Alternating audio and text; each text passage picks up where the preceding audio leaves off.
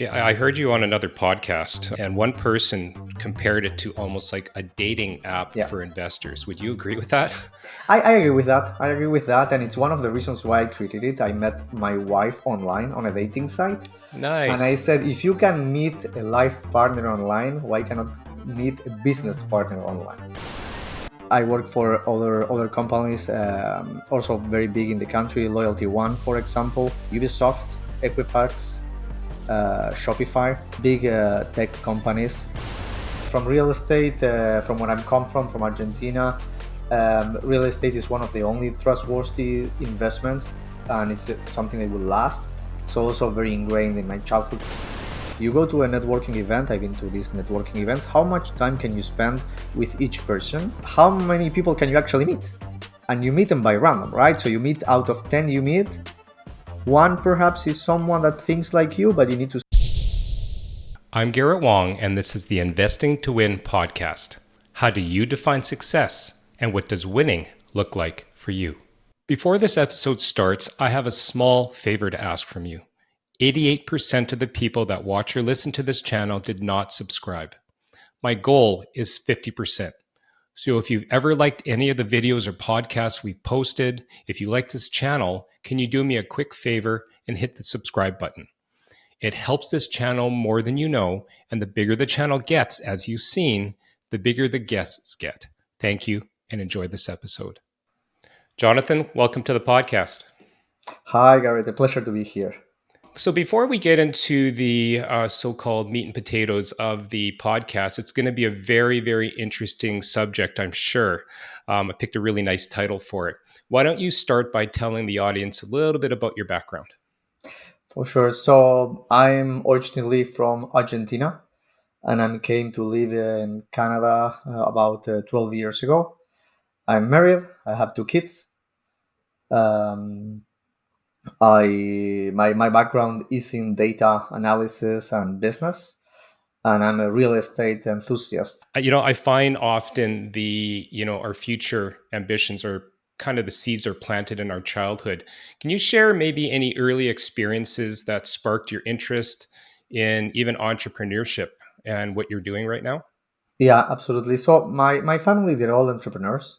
To be honest, my grandparents, my father, my uncles, everyone is entrepreneurs. So I grew up seeing that, and that was a big influence. And I knew at some point in my life I wanted to do something on my own. It took me a while to do it, but I was very happy when I started this a couple of years ago to also to do something on my own. And from real estate, from where I'm come from Argentina, real estate is one of the only trustworthy investments, and it's something that will last. So also very ingrained in my childhood, seeing real estate as something that lasts and something where you can put your money or your effort in. Okay. Why don't you expand on that a little bit? What type of real estate did you see around your family growing up? Well, in Argentina, the economic situation is not very stable, inflation, so you cannot really invest in all the other elements. So people would invest in real estate just to hold properties or to develop properties. So that was something common around me while I was growing up, seeing that real estate as a solid investment. So that stuck with me as something I would like to do. I wanted to do when growing up and in later stages of my life. Okay. I'm really interested in what I call origin stories. And that's why I want to dive a little bit deeper because you mentioned, the instability of the country. Um, Immigrating to a new country is a huge step, absolutely Yeah. huge challenges, and opportunities. What initially inspired you to move to Canada? And specifically, I believe you're currently in the province of Quebec. Is that right? Yeah, that's correct. I'm in Montreal, in Quebec. Yeah. Yeah. Tell us about that. Yeah, like moving countries, immigrating is really, really challenging. It's a life changing experience. It opens your eyes. You need to adapt. You need to change your mentality. Back in Argentina, I was very comfortable. I was in my comfort zone. So when I moved here, I have to go get out of my comfort zone. Basically, meet new people, start to network, to do different things that before I didn't have to. In Argentina, the country is amazing. It's super nice. People is super nice, but to develop a fulfilling professional career and being financially independent is very challenging. So I wanted to do something different.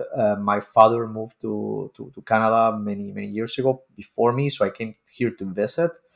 And after one of the last visits, I said, okay, I would like to have also an international experience. So I did my papers and started my process to get my PR. Took me a couple of years to get that, and then I decided to move. Canada is very welcoming. The people is amazing, incredibly welcoming experience. So even though it's challenging, I think it's the best in that sort of environment. Really welcoming place. Well, congratulations on getting your PR. I mean, that is a huge accomplishment. Yes, I think Canada is very good for that and welcoming. I mean, America in general, but Canada specifically. How did your views on real estate and the opportunities? What did you see when you came here? I saw in general that a lot of things that I thought were impossible back there, but like in my home country, here were actually very possible and quite reachable if you actually worked hard. So being independent, owning and investing in real estate, owning a business, starting your own company, plan for the future, plan for retirement. Those things were actually reachable, very possible. That's changed a bit my mentality. Saying, okay, well, I need to plan, I need to work hard, and those things are actually going to be possible. Why don't you tell me? I'm very curious. So, in Argentina, when you say you can come to Canada, work hard, and you can reach your goals, what kind of barriers and obstacles do you regularly see in your home country? Well, for example, let me give you a like back to real estate. Mortgage rates over there are above 20%. Wow. That's it. Wow. So you're a young person, young professional wanting to buy a condo for yourself with 20% or something in mortgage rate. It's impossible. That's it. Right off the bat, it doesn't work. Inflation rate for the past year has been over 100%, and it has been like that for many years. So the value of the currency is not devaluates in time, so you cannot really save money. um, there are a lot of ups and downs every 10 or 15 years. There is a huge economic crisis that wipes out a lot of value. People lose their jobs, businesses to go bankrupt. So all that economic situation makes it very challenging. I can't even imagine 20% interest rates. And you're right. Obviously, it's tied to inflation. How do people do business there? I mean, there must be people that are taking out these loans, but I mean, is it sort of the rich just get richer? What's going on?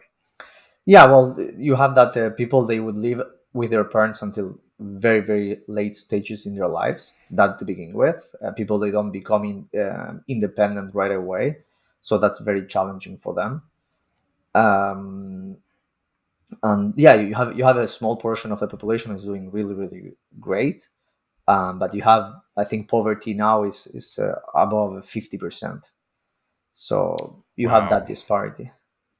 20% interest rates, and the interest rates here, as you know, have been Yeah. climbing, and 5, 6, 7% seems to be the norm right now. But I think people got spoiled with our 2 and 3% interest rates a few years ago. But I mean, I'm hoping the people who listen to this podcast really appreciate that you can be very prosperous with your 5 to 7% interest rates in real estate. Yeah, That's when you put it in crazy. perspective, it's not that bad. Yeah, absolutely. So let's dive into your experience a little bit. You mentioned in your intro that you're into data analysis. Why don't you take us through the different types of jobs that you have had in your career, and then we can dive into what inspired you to create your platform. Yeah, so I started my career more in the sales financial space, and then after I completed a master's in machine learning, I started working in data analysis. I did that for a couple of years back in Argentina, and then when I moved to Canada, I started right off the bat in that in multiple companies. All very good companies. So I was very lucky to have that experience. And then how I went into real estate, it was almost by chance. So I was lucky enough. I bought a condo downtown Montreal. I held it several years, and then I got married, had my first kid. I moved to the suburbs, but I kept my condo and I rented it out. So that was my first experience as a real estate investor, renting out a condo. I had some interesting anecdotes with that. That it was not all roses, but it was a nice first experience. And I wanted to. I sold it, and I had the money. I said, okay, I want to buy something bigger, but because of the time commitments, money, etc., I wanted to do it with a partner, and I didn't know anyone. So I said, okay, I'm sure other people are facing the same challenges. They want to invest with partners, but they don't know anyone. So I said, okay, I see this is a opportunity for me to create my business. And that's how Investium was born, as a place for people to meet, to invest in real estate together. I love it. Yeah, I think the average person has to do networking, but even then, that network is so small. Whether it's a 20-person real estate meetup in your city, but how do you start to go outside your city, right? I mean, Yeah. it. Yeah. I love that you found a need and you made a business out of it. So that's a great place to segue. What is Investium and what exactly does it do? So Investium, it's a platform, it's a free platform where people meet to invest together in real estate. The way it works, if you want to think it as a platform where people meet, you will create a profile. It takes less than a minute. It will ask you 4 or 5 questions regarding your investment preferences. So you will say, okay, I want to invest in this type of properties, this type of strategies, location, budget, and you're inside. Once you go in, you can see two things. You can see other users, other profiles, and you can connect with them based on also their preferences. So you can right away find people that is has the same objectives as you. And the most innovative part, you will be able to see investment groups. You can create your own, or you can join existing investment groups. So let's say you want to buy multifamily properties, a quadruplex in some place, could be Toronto, Montreal, could be Vancouver, Calgary, doesn't matter where, and you don't see any group existing that it resonates with you. So what you're going to do is you're going to create your own. You're going to give these details, and that's it. Anyone can create a group, and then you can recruit people to join your group, or other people that sees that group, they can join you. And once you're inside the group, then that's where the magic happens. You start chatting with them. You can share files, you can share links, you can detail tasks for people to do, so you can start collaborating in this secure space. People from outside the group, they cannot see what's happening inside of these groups, so it's secure in that sense. You can share more comfortably properties you found, some financial information. You can share these kind of things, and then you can meet offline to go prospecting, for example, and to start completing the project if you sign deals, etc. Inside of Investium, there is no money exchanged. The transactions doesn't happen inside of the platform. This is a place where people, they meet and they can collaborate securely. Yeah, I heard you on another podcast when I was doing some background research and preparing for the show here, and one person compared it to almost like a dating app Yeah, for investors. Would you agree with that?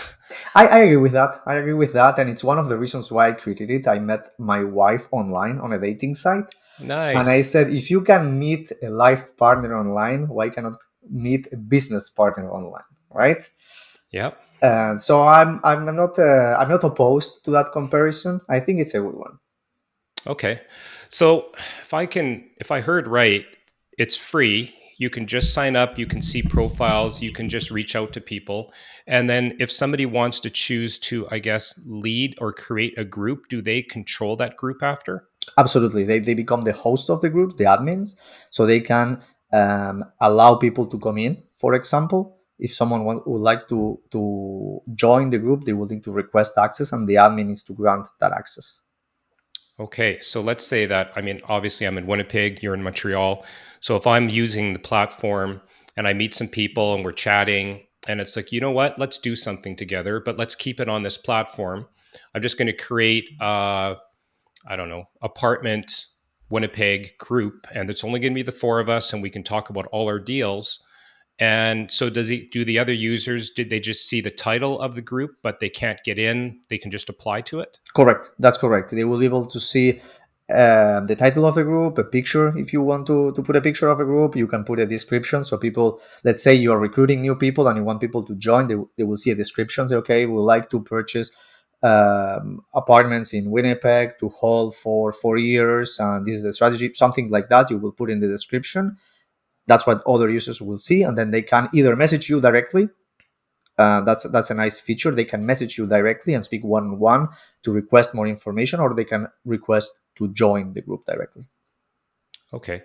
Let's go back to the dating comparison. Mhm. Um, I mean, I've been married for 25 years, so this Wow. was long before those apps came up. But, I know that the whole swiping right and all these types of things.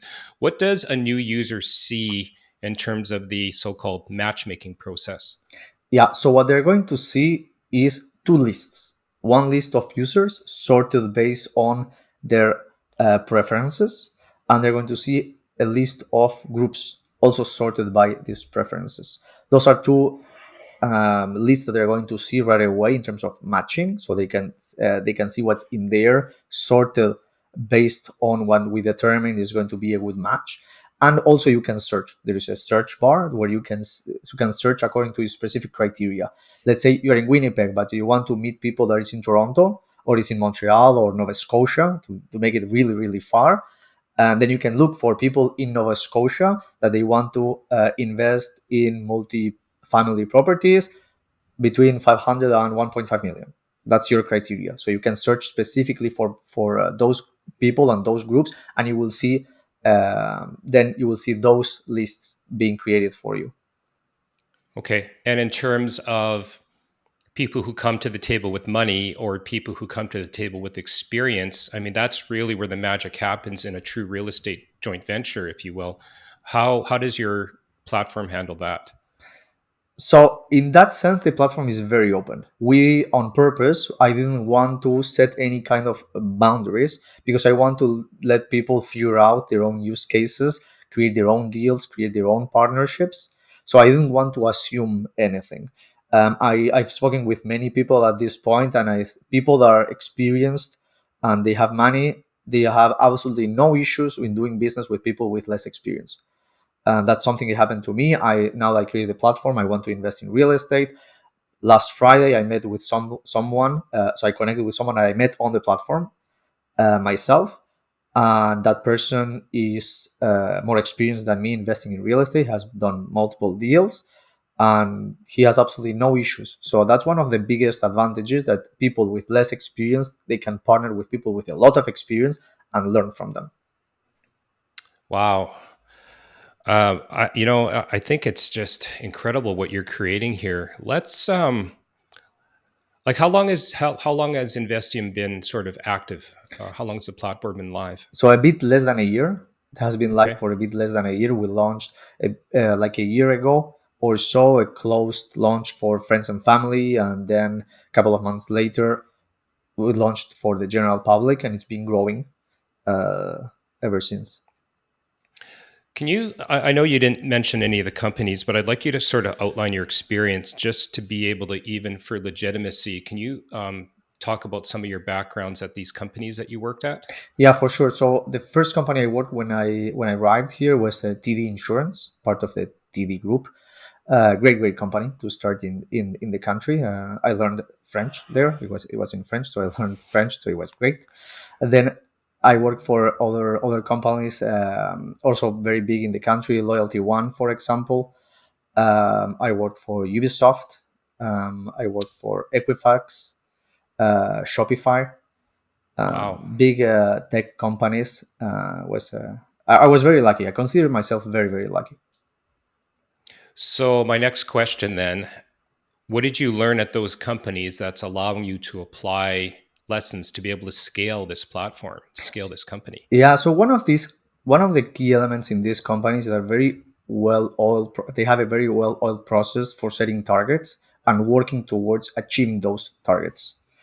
And I think that's fundamental. Like if you have a business and you need to establish a target, measure yourself against that target, and then create a roadmap of multiple actions that are going to let you achieve those targets. Otherwise, you're just doing random things. So I think that's a great skill to be learned. and something we can all apply in our lives. And I apply, and I learned, and I continuously use on Investium. My number one objective now in Investium is to scale it and for other people to join the platform. So that's my number one priority, and all my actions, all my effort, it goes towards that objective. For example. I just returned from a really great business conference last night, and the biggest lesson that they were talking about was goal setting. Exactly what you're talking about. If you don't have a goal, and we're not even talking about the teeny tiny goals, which is, make payroll next week, Yeah, yeah. figure out this bug that's in the software. It's that overall goal. What would you say what are you aspiring to for the platform? So I want to. So since the platform is very new, I would like to reach a point in the number of users where I can say, yeah, this is actually adding value for everyone.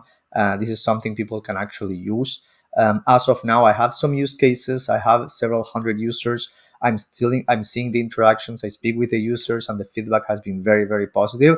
But I feel there is still room to grow where I can say, yeah, this is something that it's 100% proven. Everyone can use it. I'm a data person, so I don't have yet all those data points that I need to be able to confidently say that. No, it's a very methodical approach. Speak to me about the early days. What kind of challenges did you have, from conception of the idea to making it a reality? So I think the challenge is always the same, but it changes kind of like the way it displays. So I think the challenge, the biggest challenge is always selling. So at the very beginning, the biggest challenge was selling the idea to raise funds.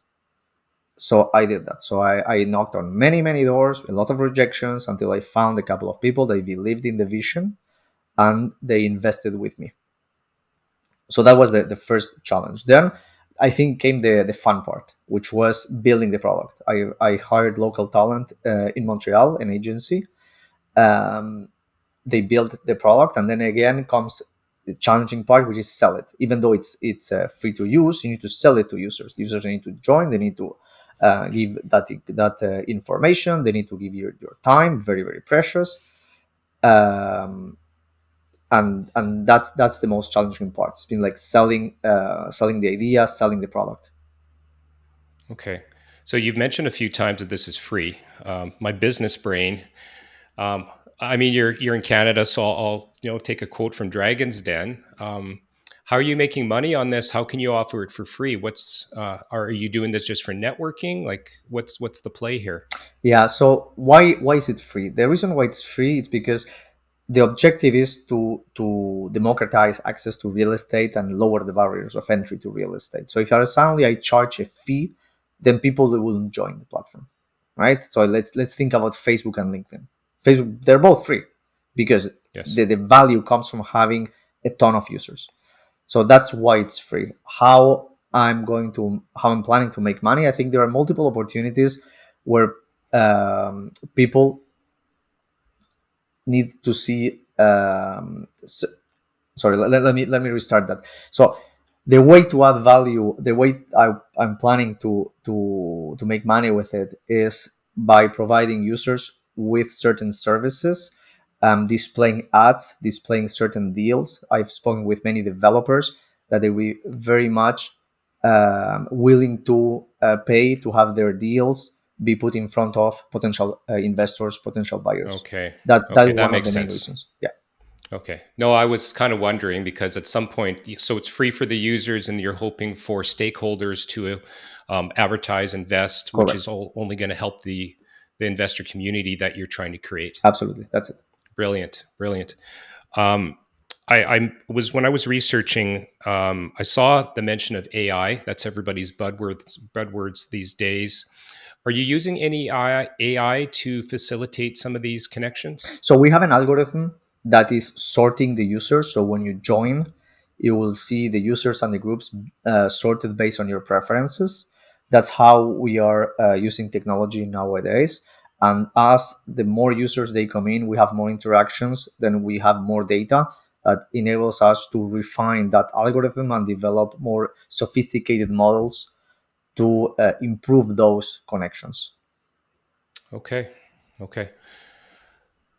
So you said you've got several hundred users. You said you've already seen some success stories. Can you, without obviously naming names or the types of deals, I mean, enlighten us. What type of successes have you already seen?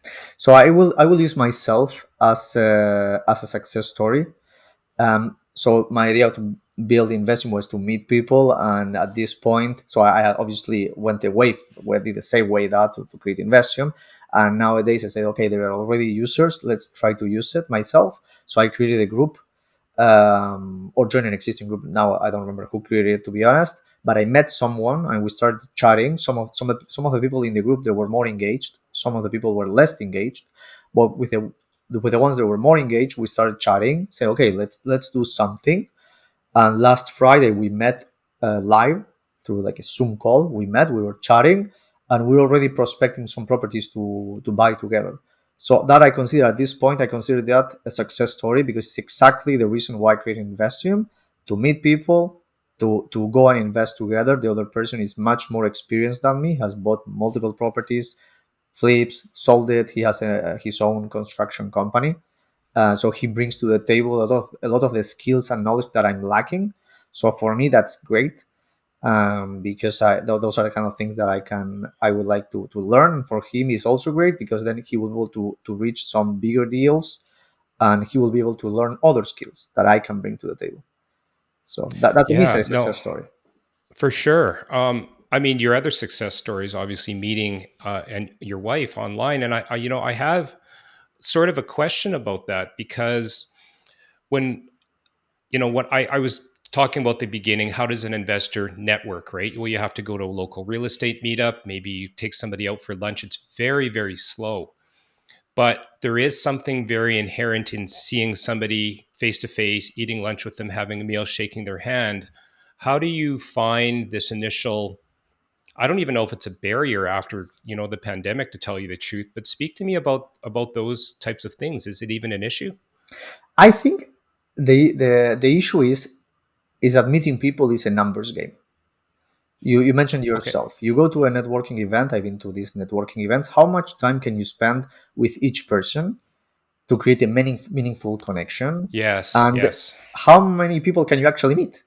And you meet them by random, right? So you meet, out of 10 you meet, one perhaps is someone that thinks like you, but you need to spend time with each one.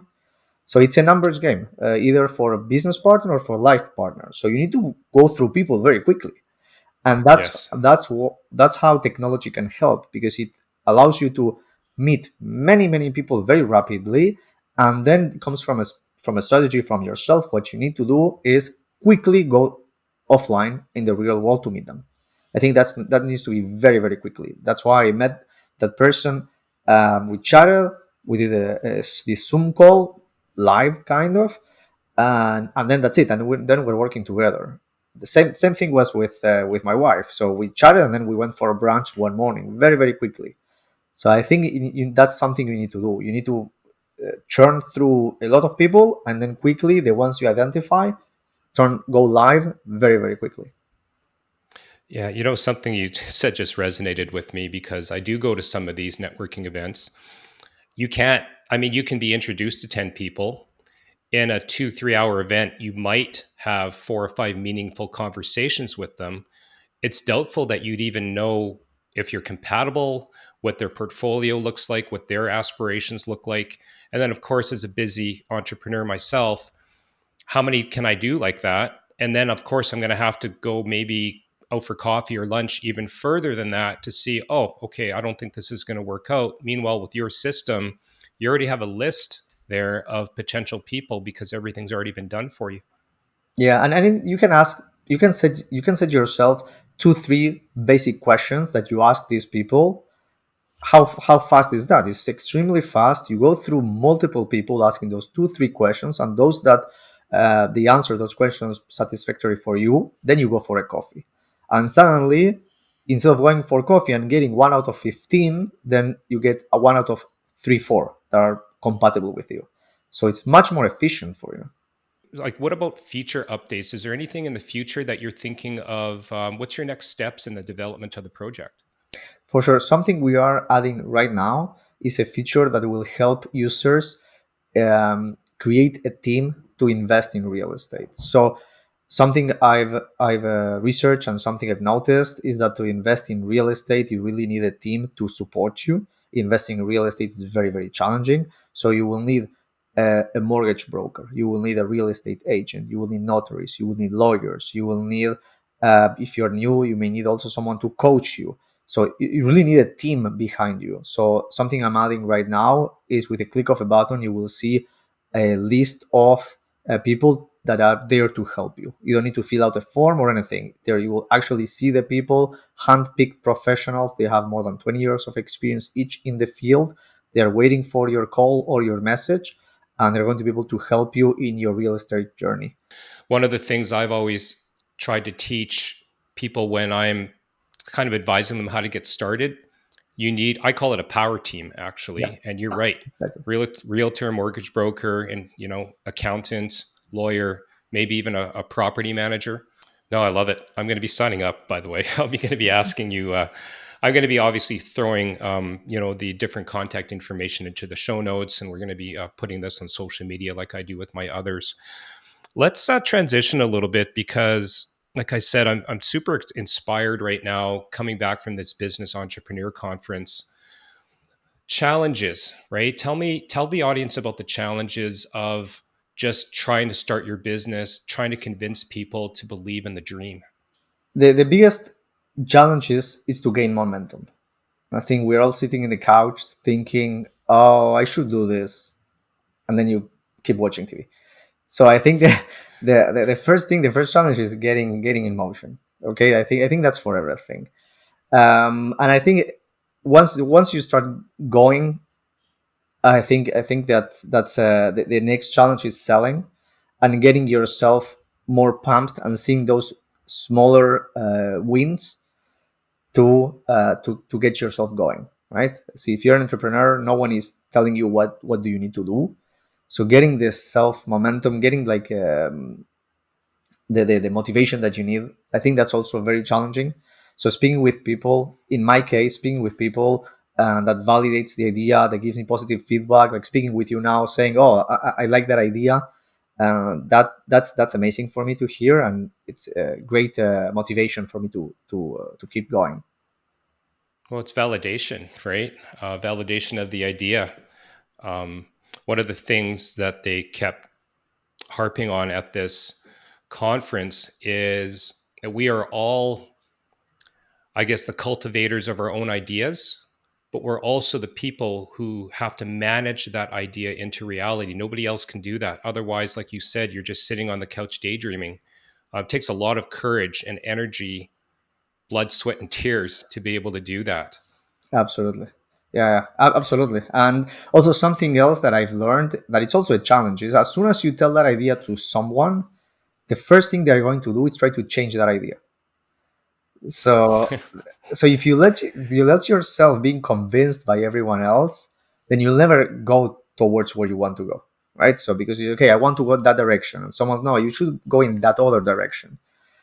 So at the end, you will just go sideways all the time, and you will never reach where your destination is. So it is balance between like telling people and seeking feedback, and then having focus where what's the vision, what's the original vision, what are the necessary steps to get there.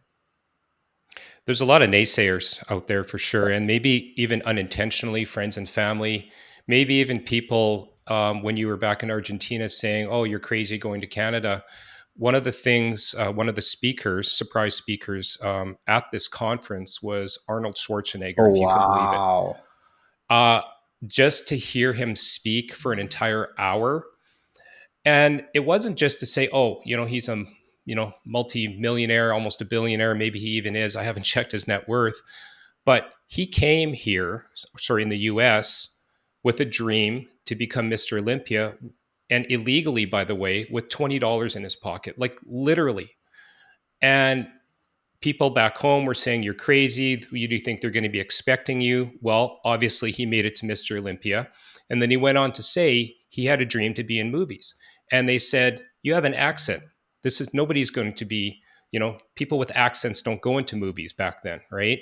And they're like, "You're too big," right? Dustin Hoffman is the biggest thing. Al Pacino, those guys are like 120 pounds. But his focus was so intense, even for the Mr. Olympia, that he said with every single rep that he did, with every single exercise, he knew that he was 0.001% closer to his goal. And I haven't heard a better story about perseverance and focus. It's crazy. Yeah, absolutely. Yeah, and then he went to be a governor, right? So another challenge there. Yeah, he talked about that too. He only did that. I mean, obviously, he had a lot more money. He cared about his state.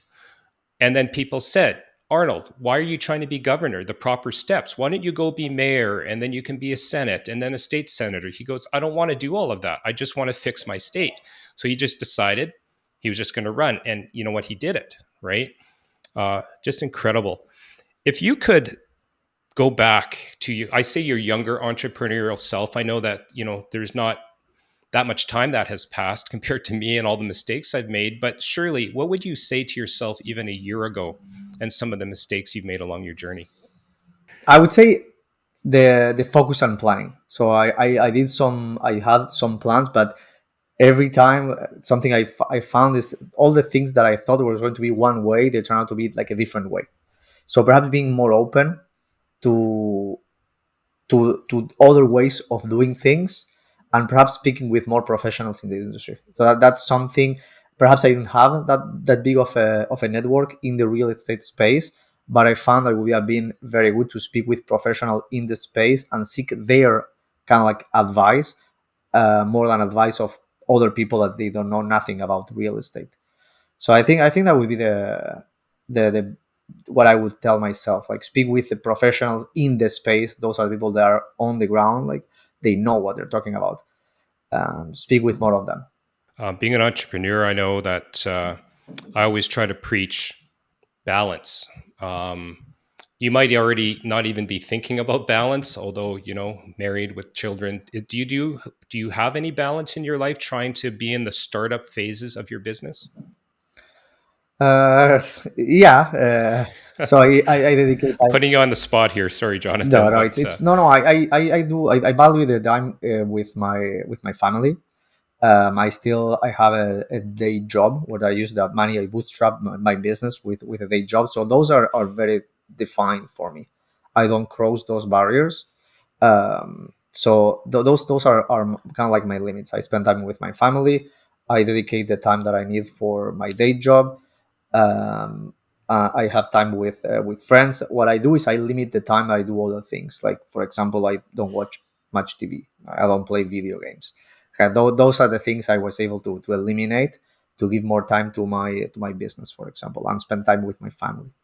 no, that's really good advice. Actually, there's only so many hours in the day, and you can't create more Yeah, minutes, so you have to take away something else to be able to find that time and yeah, priorities. absolutely. And you need to sleep, so that you cannot take much out of that either. So Yeah, sleep. Yeah, we have to. I mean, we can't just keep going. Um, so we're almost at the end of the podcast here. I always ask every single guest's question, and I think it was a really good transition from your last answer. So this is the Investing to Win podcast. How do you define success, and what does winning look like for you? So I think the definition of success changes over time. So at the beginning was to find investors, then it was to build a product, and then I was able to build it. Then it was launching it, and I launched it. Then it was to have a few hundred users, and then I have them.